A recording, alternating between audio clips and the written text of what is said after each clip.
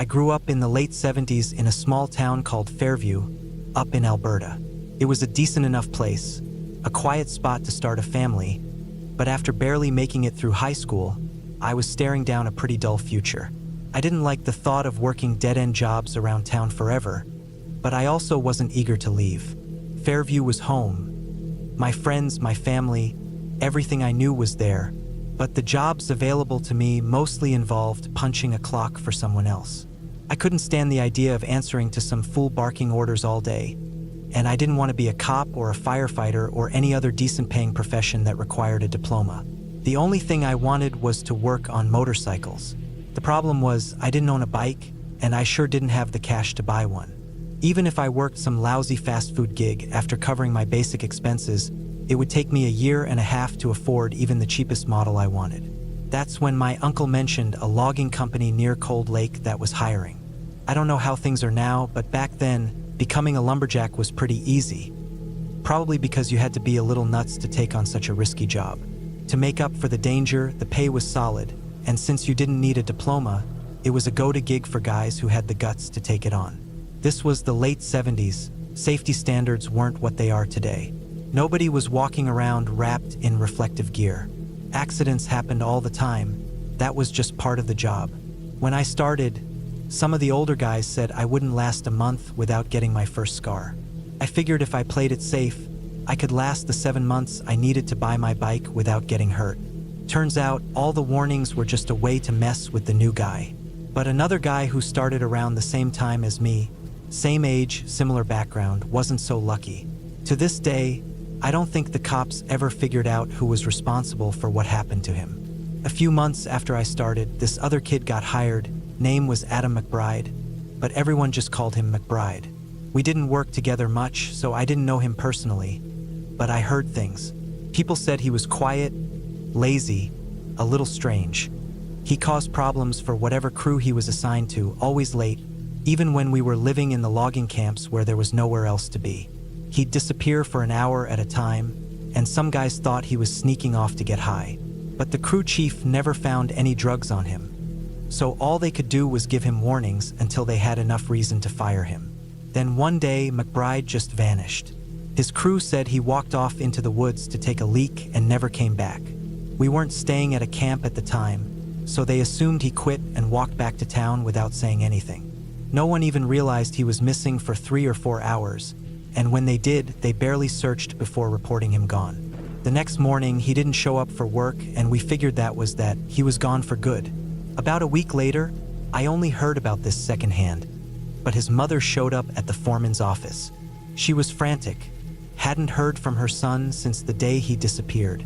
Instead of going straight to the cops, she'd spent days driving around searching for him herself. That just made people more convinced McBride was up to something illegal. Why wouldn't his mother call the cops right away if she was so worried? The only explanation I could think of was that she didn't want the police to find him first. But maybe I was wrong, given what happened next. She asked us to keep an eye out, and a couple of days later, the cops showed up. I don't know what was said between the officer and our foreman, but next thing we knew, we were being asked to help search the woods where McBride had last been seen. The foreman didn't look happy about it. Maybe he felt like the cops suspected one of us had something to do with it. But nobody argued about helping, especially since it was one of our own who had gone missing. McBride was a screw-up, sure, but he wasn't a bad kid. And seeing his mother that shaken up made a lot of the guys want to help. We spread out in a line, moving through the forest, eyes on the ground. I had just about given up hope of finding anything when someone on the far right side called out. We all rushed over. Lying in the dirt was a single boot. We didn't know the exact make or size of McBride's boots, but somehow we all knew it was his. Seeing that we were on the right track, the cop called off the search, thanking us before getting more officers to continue.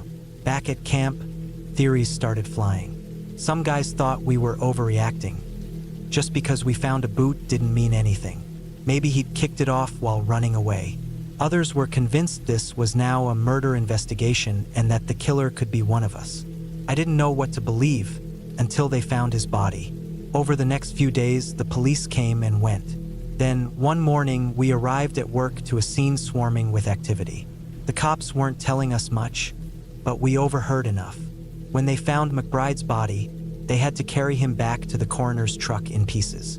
Not a whole body, pieces. We assumed an animal had gotten to him after he died. But then things got stranger. A few days later, the cops showed up with a search warrant, turning the camp upside down before hauling 3 members of McBride's crew to the station. Some of us thought, did his own crew finally snap and take him out? But that idea was crazy. He was one mistake away from getting fired. If they hated him that much, they would have just let him get himself canned, not butcher him in the woods. Turns out they were released without charge. The cops must have suspected one of us for a while, but eventually they ruled it out. McBride hadn't been cut up with a saw.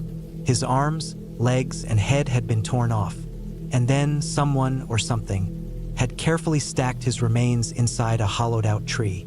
The local police wouldn't confirm that detail, but they wouldn't deny it either. After that, rumors started spreading. I stayed on the job a little longer, long enough to save up and move south to Arizona. During that time, I heard plenty of theories about what happened to McBride. Some were just gossip, some sounded downright disrespectful to the dead, and some chilled me to the bone. I don't know what really happened out there. Maybe he owed the wrong person money. Maybe he ran into something none of us can explain. All I know is, whatever it was, it could have just as easily been me.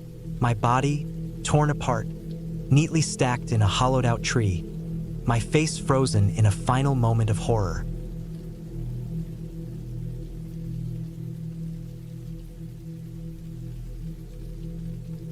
On the night of February 24th, 1978, 26-year-old Greg Matheson was behind the wheel, driving 4 of his close friends to a basketball game at a university in Northern California. They were part of a team known as the River City Cougars, a program for individuals with intellectual disabilities, and were set to compete in a week-long tournament organized by a national athletic association. The winners would earn an all-expenses-paid trip to Los Angeles. Accompanying Greg were 30-year-old Bill Stanton, 25-year-old Jake Hewson, 33-year-old Ted Wilkins, and 31-year-old Jack Marino. Stanton and Hewson had been officially diagnosed with mild intellectual disabilities, while Wilkins and Marino, though undiagnosed, had learning difficulties.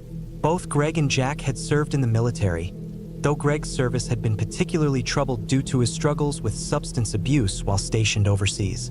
His addiction led to a schizophrenia diagnosis, resulting in a medical discharge.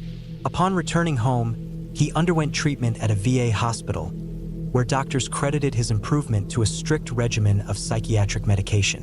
By 1978, he was regarded as a success story and was able to hold down a job in his stepfather's landscaping business while also being a key player for the River City Cougars. Although their game wasn't scheduled until the following day, Greg and his friends decided to drive out early to support another team. After watching the match, they stopped at a small grocery store to buy snacks before heading home.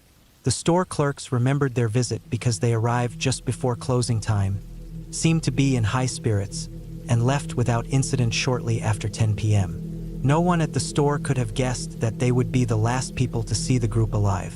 The young men's families expected them home by midnight, but when morning arrived and there was no sign of them, their parents contacted the authorities. Police from multiple counties launched a search, combing the route the men would have taken home. When their initial efforts turned up nothing, forest rangers were brought in to help. Finally, on February 28th, a ranger reported finding the group's car parked on a rugged dirt road deep in the wilderness, miles off any direct path between the university and their hometown. When officers arrived at the scene, they were puzzled. The car, a 1968 Ford sedan registered to Jack Marino, showed no signs of a struggle. The exterior was undamaged, and aside from some food wrappers in the back seat, the vehicle was clean and orderly. However, its location made no sense. It was found nearly 70 miles away from the university, in a remote and frigid mountain area, far from any reasonable route home. Jack, the likely driver, was known to dislike cold weather and would never have willingly driven into the mountains at night. Yet for some reason, they had turned off the highway and ventured deep into the wilderness before abandoning the vehicle. The car appeared to have gotten stuck in the snow at some point, as indicated by the tire marks, Yet the snowfall that night wasn't heavy enough to trap it completely. The 5 men would have been more than capable of freeing it. Investigators considered a mechanical failure, but after hot wiring the car, they found it in perfect working order with a quarter tank of gas remaining. The keys were missing, suggesting the group left the vehicle intentionally and planned to return. But why would they abandon their car in freezing temperatures with no winter clothing? Shortly after the discovery, a severe snowstorm hit, forcing authorities to pause the search until the weather improved. While waiting, they put out a public call for information. Several people claimed to have seen the missing men, but most of these reports were dismissed as mistakes or false leads. However, 2 testimonies stood out. A local man, Joseph Sanders, told police that on the night the men disappeared, he was at his cabin in the same area where the abandoned car was found. He had planned to check on the property before an upcoming skiing trip, but his car got stuck in the snow. While trying to free it, he began experiencing chest pain and realized he was having a heart attack. Unable to drive, he sat in his vehicle, waiting for the symptoms to subside. Around midnight, he saw headlights approaching. A group of people carrying flashlights got out of a car. Joseph called out for help, but instead of assisting him, the group turned off their lights and quickly left. He was confused and terrified. The next morning, after his symptoms eased, he drove as far as he could before running out of gas, then walked 8 miles to a ski lodge, where he got medical assistance. He later recognized the abandoned sedan as the same vehicle driven by the group that had ignored him. Another sighting came from a grocery store worker in a small town nearly an hour's drive from the search area. She claimed that 2 days after the disappearance, she saw the men enter the store with someone driving a red pickup truck. They acted nervous and left quickly. The store's owner confirmed the encounter, even recalling the men's purchases: burritos, chocolate milk, and soft drinks. When Ted Wilkins' brother heard this, he found it convincing. His brother had an unusual habit of drinking large amounts of chocolate milk. Despite these reports, the case went cold until June, when the snow melted enough for search efforts to resume. On June 4th, a group of motorcyclists stumbled upon a trailer in the woods, about 20 miles from where the car had been found. It belonged to the U.S. Forest Service and had been broken into. When they stepped inside, they were met with an overpowering stench. Expecting to find an animal carcass, they instead discovered the decomposed body of Ted Wilkins. Over the following days, more remains were found. The bodies of Jack Marino and Bill Stanton were located about 11 miles away, scattered by scavengers. 2 days later, search teams found human bones under a bush, later confirmed to belong to Jake Hewson. He was identified by his clothing, which had been found nearby, but Greg Matheson was nowhere to be seen. Instead, authorities found a flashlight and 3 military-style blankets not far from Ted's remains. Strangely, Ted's autopsy revealed he had survived for nearly 3 months before dying of exposure and starvation. His frostbitten feet showed early signs of gangrene, and he had lost more than half his body weight. Yet, inside the trailer, untouched food supplies were found, enough to feed all 5 men for a year. The trailer also contained matches, warm clothing, and fuel, yet there was no attempt to start a fire. Even more baffling, a watch was found on the table that none of the families recognized, and Ted's shoes had been removed before his death. Investigators theorized that after abandoning their car, the group had wandered through the snow, with some perishing along the way. Those who made it to the trailer may have hunkered down, but for reasons unknown, they didn't use the available resources to ensure their survival. The absence of Greg's body only deepened the mystery. Did he leave in search of help? Was he the one who survived the longest? Some believe the men became disoriented and made poor decisions due to their disabilities. Others suggest they encountered something, perhaps another person or an unknown threat, that scared them into fleeing into the wilderness. To this day, no one knows for certain why they abandoned their vehicle or what truly happened in those freezing, remote woods.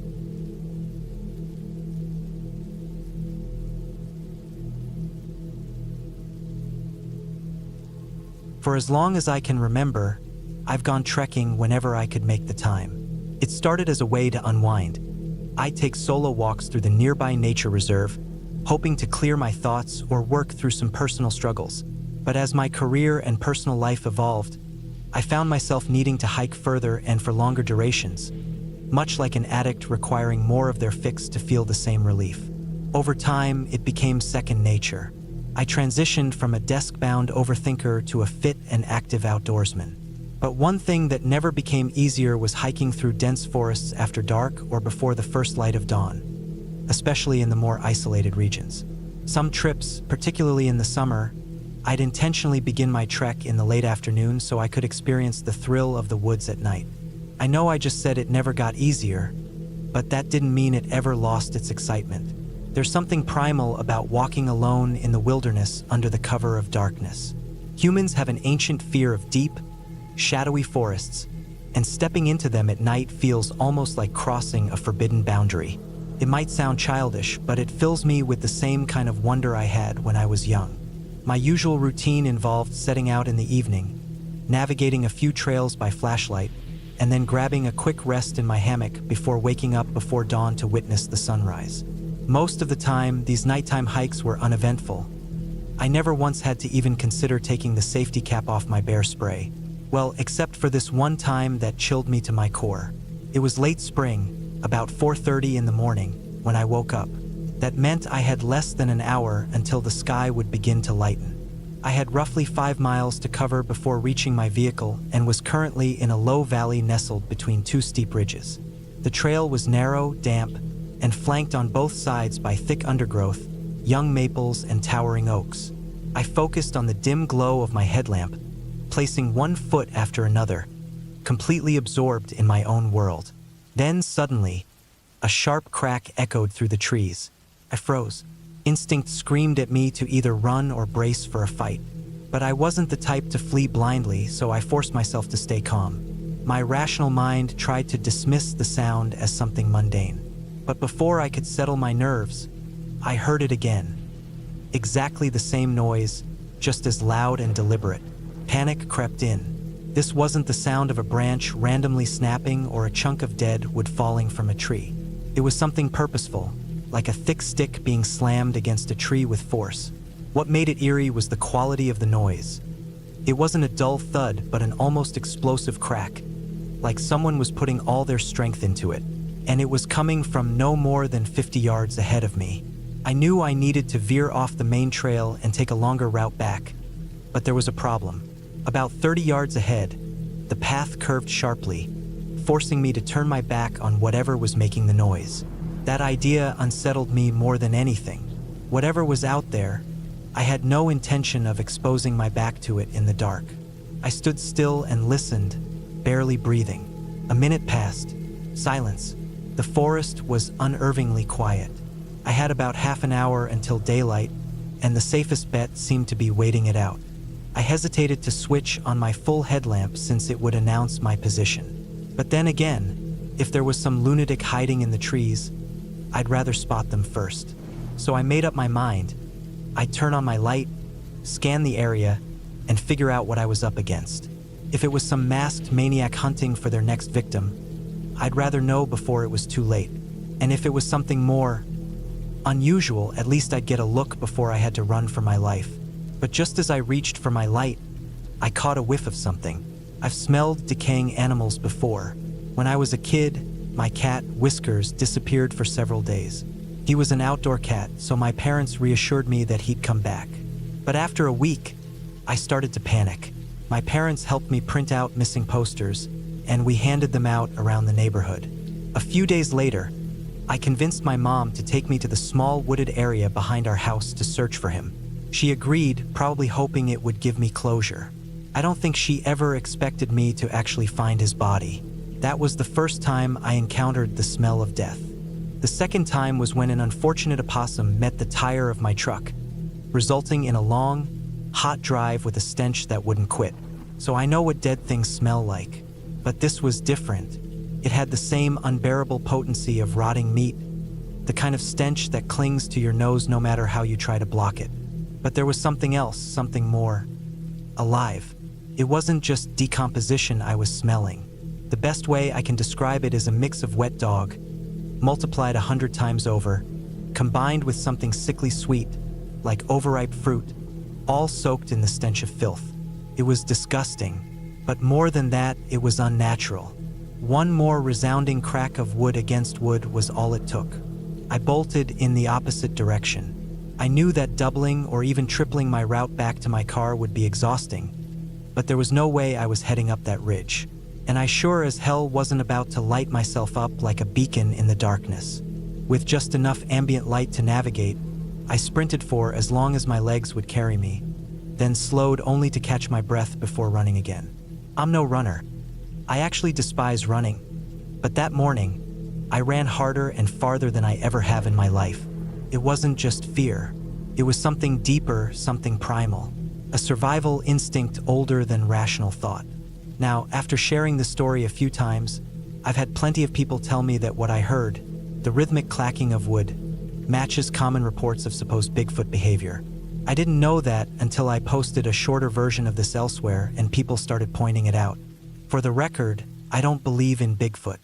I don't think I encountered anything supernatural. But I do know this, whatever was out there with me in the woods that morning, it was very, very real, and it was terrifying.